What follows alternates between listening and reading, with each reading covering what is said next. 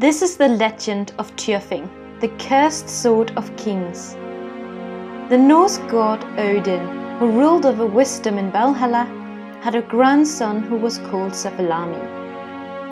He became king of Gardarrike and wished to fight his enemies with great force.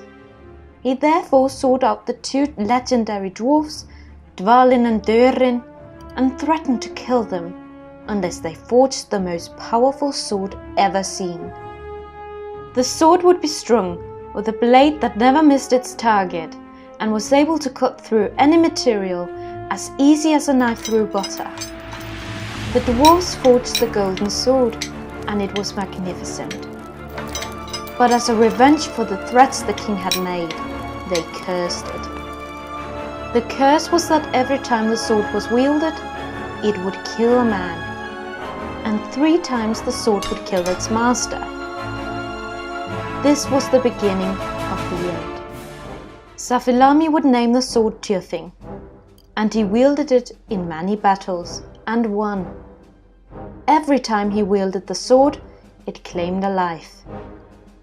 Time had come where the sword would prove its worth against a berserker, a giant named Arngrim.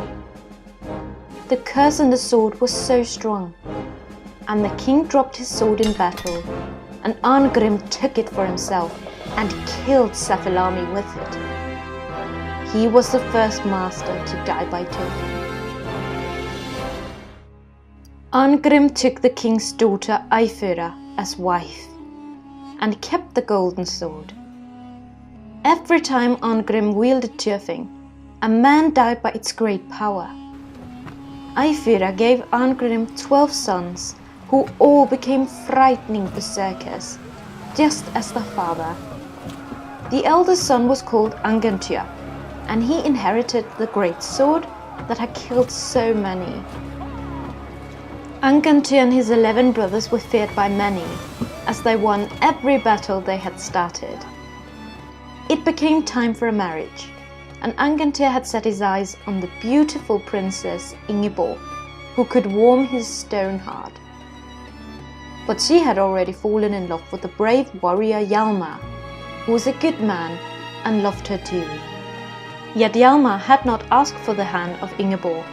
He was not a noble, and therefore it was unthinkable that he should marry a princess. One day the berserker Angantyr arrived to the king's court to ask for Ingeborg's hand in marriage. For she was beautiful and charming, and her blood was true. Hjalmar could not bear to think of his beloved as the wife of that dreadful berserker, and he had to do something. He was honest, and he told the king that he loved his daughter.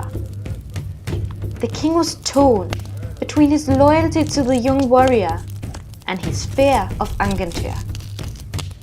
He gave Ingeborg the choice, and she chose with her heart and pointed at Hjalmar. This upset the berserker Angantyr, who challenged Hjalmar to a duel to the death. This would happen on the island of Samsø.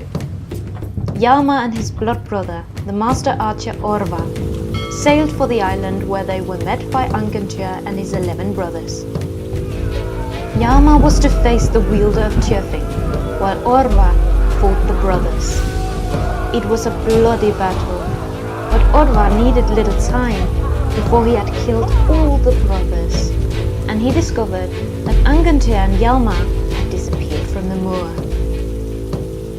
Away from the battlefield, Orvar found Hjalmar deadly wounded by Tyrfing.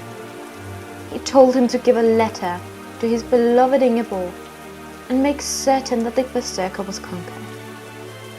Orvar promised this and found the dying Angantyr cut down by his own sword. This was the moment that the berserker realized he was not immortal or invincible.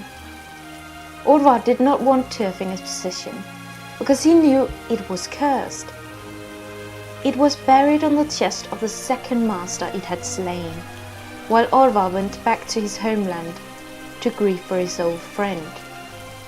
The legendary sword was now buried on a faraway island, hidden away from the world.